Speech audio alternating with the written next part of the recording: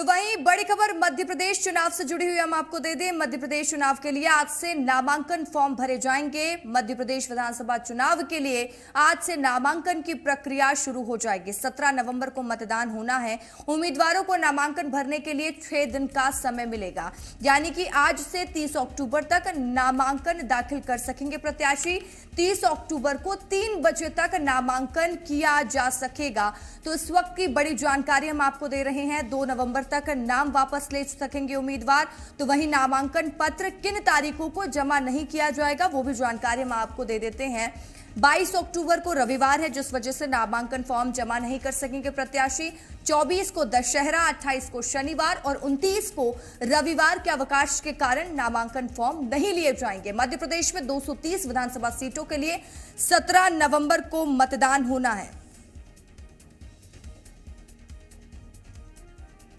तो बड़ी जानकारी विधानसभा चुनाव से जुड़ी हुई हम आपको दे रहे हैं। 17 नवंबर को मध्य प्रदेश में वोटिंग होगी और प्रत्याशी आज से अपना नामांकन दाखिल कर सकेंगे।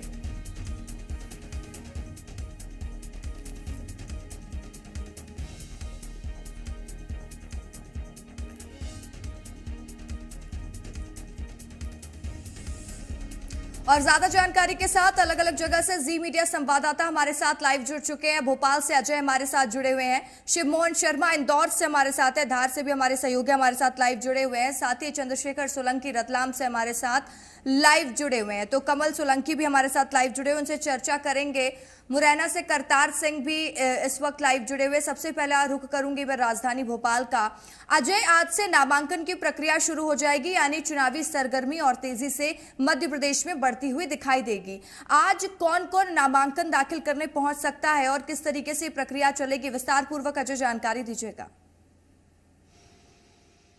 देखिए, आज निर्वाचन आयोग द्वारा अधिसूचना जारी कर दिया जाएगा और आज से नामांकन दाखिल की प्रक्रिया भी शुरू हो जाएगी। चूंकि आज पहला दिन है तो चाहे भारतीय जनता पार्टी हो चाहे बीजेपी हो, दलों के लोग आज तो नहीं पहुंचेंगे, लेकिन आज से नामांकन की प्रक्रिया जरूर शुरू हो जाएगी। 30 अक्टूबर तक ये प्रक्रिया लगातार नामांकन दाखिल की चलेगी। 6 दिनों का वक्त लोगों को इस बार जो प्रत्याशी हैं उनको 6 दिनों का वक्त मिलेगा, क्योंकि इस बीच दशहरा, रविवार और शनिवार का 3-4 दिनों का ये वक्त है। जब छुट्टी होगी उस दिनों पर नामांकन दाखिल नहीं होगा, लेकिन बाकी 6 दिनों में नामांकन दाखिल किए जाएंगे। तमाम प्रत्याशी बीजेपी के हो चाहे कांग्रेस के हो चाहे बसपा सपा के हो, तमाम प्रत्याशी और निर्दलीय सब अब नामांकन दाखिल कर सकते हैं, क्योंकि मध्य प्रदेश में चुनावी बिगुल बजने के साथ अब निर्वाचन आयोग ने भी डेट डिक्लेयर कर दिया है, क्योंकि 17 नवंबर को मध्य प्रदेश में मतदान होने हैं। एक चरण में मतदान होगा और 3 दिसंबर को मतगणना किए जाएंगे।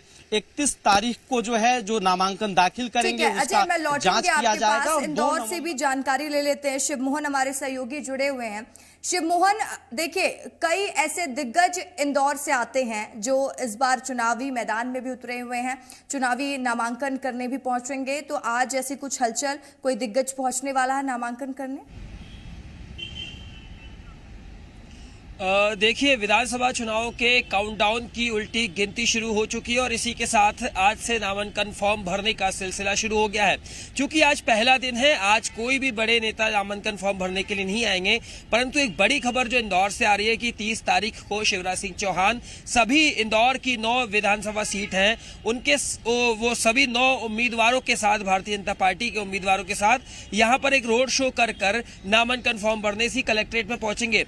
हालांकि उससे पहले सभी जो उम्मीदवार हैं वह अपने अपने मुहूर्त के हिसाब से जरूर नामांकन फॉर्म भर देंगे और 30 तारीख को डमी नामांकन फॉर्म शिवराज सिंह चौहान के साथ रोड शो होते हुए 30 तारीख को यहां पर पहुंचेगा। क्योंकि आज से शुरुआत हो चुकी है नामांकन फॉर्म की और यह सिलसिला 30 तारीख तक रहेगा। 2 तारीख अंतिम तारीख बताई गई है वापस लेने की। इस बीच जो चुनावी सरगर्मियां हैं वो पूरे प्रदेश के साथ इंदौर शहर में भी बढ़ चुकी है। हालांकि अभी इंदौर में कई ऐसी विधानसभा सीट है यहाँ पर भारतीय जनता पार्टी ने अभी तक अपने उम्मीदवार घोषित नहीं किए हैं, जिनको जल्द ही घोषित करने को उम्मीद जताई जा रही है। ठीक है शिवमोहन, मैं लौटूंगी आपके पास। करतार का रुख कर लेते हैं। करतार, अगर हम वहां की बात करें तो वहां पर किस तरह की हलचल, आज से नामांकन प्रक्रिया शुरू हो चुकी है, जानकारी दीजिएगा। देखिए, आज से नामांकन प्रक्रिया भरने की पहला दिन है। पूरे 10 दिन मिले हैं, लेकिन 10 में 4 दिन की छुट्टी है, इसलिए 6 दिन ही नामांकन पत्र है वो भरे जाएंगे। प्रशासन ने बाकायदा व्यवस्था यहाँ कर रखी है। 6 विधानसभा सीटें हैं, 6 रूम बनाए हैं, 6 सहायक रिटर्निंग ऑफिसर उनमें नियुक्त किए हैं। लगातार जो रिटर्निंग ऑफिसर है कलेक्टर मुरैना, उनको लगातार मॉनिटरिंग कर रहे हैं। यहाँ जिला प्रशासन चप्पे चप्पे पे पुलिस की तैनातगी कर दी गई है। जो कलेक्टेड परिसर है उसके 100 मीटर दूरी तक, मैं आपके ठीक पीछे 100 मीटर दूरी है, वहां तक वो जो गाइडलाइन दे रखी है कि इससे अंदर कोई भी व्यक्ति नहीं जाएगा। जो प्रत्याशी है उसके साथ 3 जो साथी है वो जाएंगे। वाहनों की पार्किंग है वो अलग की गई है। यहाँ किसी प्रकार से चूक ना हो जाए, कोई भी भगदड़ ना बचे, कोई भी स्थिति ऐसी ना बने कि अधिक संख्या में जो चूंकि प्रत्याशी आते हैं उनके संग में साथ में तमाम सारे समर्थक उनके साथ होती है, लेकिन उनको गाइडलाइन के तहत उनको वहीं रोका जाएगा। बैरिकेडिंग की गई है, बहुत दूर से उनको रोक दिया जाएगा। कोई भी अन्य व्यक्ति है उनके साथ नहीं आएगा। पूरी व्यवस्थाएं चाक चौबंद कर ली गई हैं। बाकायदा आला अधिकारी हर उस बात पर निगाह रखे हुए हैं कि यहाँ पर किसी प्रकार की कोई गलती ना हो। एडीएम और एडिशनल एसपी यहाँ भी मौके पर है, वो देख रहे हैं, मॉनिटरिंग कर रहे हैं। 100 मीटर की जो गाइडलाइन का वो जो रेखांकन है वो रेखांकित कर दी गई है। लगातार यहाँ जो हाई प्रोफाइल सीट है, जिस तरीके से दिमनी हाई प्रोफाइल सीट है, वहां पर नरेंद्र सिंह तोमर चुनाव लड़ रहे हैं। जो मुरैना है, हमेशा ऐसा माना गया है कि यहाँ कहीं ना कहीं कुछ ना कुछ घटता रहता है, जिसके चलते किसी प्रकार की कोई गलती ना हो, चूक ना हो, उसको हर तरह से व्यवस्था है वो यहाँ कर ली गई है। यहाँ थोड़ी देर बाद नामांकन की प्रक्रिया हालांकि शुरू हो चुकी है, समय उसका हो चुका है, इस बात लेकिन का अभी जिक्र कर रहा है कि पहले ही पूरी व्यवस्था कर ली जाएगी, जिस वजह से कोई परेशानी चुनाव के दौरान देखने को ना मिले। तो धार का रुख कर लेते हैं। कमल सोलंकी हमारे सहयोगी हमारे साथ लाइव जुड़े हुए हैं। कमल, वहां पर क्या कुछ तस्वीरें हैं? कौन कौन प्रत्याशी आज नामांकन करने पहुंचने वाला है? देखिए रसिका, निश्चित तौर पर चुनावी बिगुल बच चुका है और जो गाइडलाइन है वो तय कर दी गई है। आप मेरे पीछे ये देख सकते हैं, रिटर्निंग ऑफिसर का रूम बनाया गया है। ये एसडीएम कार्यालय है, आरओ ऑफिस बनाया गया है और आज यहाँ पर 2 फॉर्म व्यक्तियों के द्वारा लिया गया है। एक फॉर्म सलाम नेता के द्वारा भरा गया है, उसका नामांकन लगभग जमा हो चुका है, जबकि एक व्यक्ति के द्वारा और नामांकन फॉर्म लिया जा चुका है, हरिराम पटेल देलवी के द्वारा। यहाँ पर व्यवस्थाएं चाक चौबंद की गई है। प्रशासनिक अमला लगातार मौके पर मौजूद है, आप तस्वीरों में देख सकते हैं। नाम निर्देशन पत्र प्राप्त करने के लिए और जमा करने के लिए जो है एक विंग बनाई गई है। अधिकारी मौके पर मौजूद है। यहाँ पर न केवल अभ्यर्थियों को सूचित किया जाता है, बल्कि उन्हें वो तमाम जानकारियां भी दी जाती है जो उनके लिए आवश्यक है। साथ ही अगर सुरक्षा की बात की जाए तो सुरक्षा के लिए चाक चौबंद व्यवस्थाएं की गई है। पुलिस के जो अधिकारी कर्मचारी वो लगातार मॉनिटरिंग कर रहे हैं, लगातार वो देख रहे हैं कि किसी प्रकार की कोई चूक ना हो। हालांकि विभाग के द्वारा, निर्वाचन आयोग के द्वारा जो दिशा निर्देश दिए गए हैं उन सभी दिशा निर्देशों का पालन किया जा रहा है। 100 मीटर की जो दूरी है उसको लागू किया गया है, ताकि प्रत्याशियों के साथ भारी भीड़ जमा नहीं हो और किसी प्रकार की अनहोनी घटना घटित होने की जो आशंका है उसको लेकर विभाग के द्वारा जो निर्देश दिए गए उन सभी निर्देशों का पालन किया जा रहा है। आज जैसे ही नोटिफिकेशन जारी हुआ वैसे ही यहाँ पर लोगों ने नामांकन फॉर्म भरना शुरू कर दिया। हालांकि एक नामांकन फॉर्म जमा भी हो चुका है सलाम नेता के द्वारा और हरिराम पटेल के द्वारा भी नामांकन पत्र दाखिल किया जा रहा है। इसी जानकारी विभाग के कर्मचारियों के द्वारा दी गई है। तो निश्चित तौर पर जो बड़े नेता है, चाहे भाजपा की बात की जाए, चाहे कांग्रेस की बात की जाए, उनके द्वारा भी नामांकन फॉर्म जमा नहीं किया गया, क्योंकि वो लोग एक तारीख का इंतजार कर रहे हैं, वो मुहूर्त का इंतजार कर रहे हैं और उसके बाद में उनके नामांकन फॉर्म जमा होंगे। बड़ी रैलियां की जाएगी, उसके बाद हो सकता है क्योंकि मैं कमल लौटूंगी आपके पास। एक बार फिर से भोपाल का रुख कर लेते हैं, अजय से जानकारी ले लेते हैं। अजय, 10 दिन का समय वैसे तो होना चाहिए, क्योंकि आज से नामांकन की प्रक्रिया शुरू होगी और 30 अक्टूबर लास्ट डेट है, लेकिन 4 दिन छुट्टियों के दिन होने की वजह से नामांकन फॉर्म नहीं लिए जाएंगे।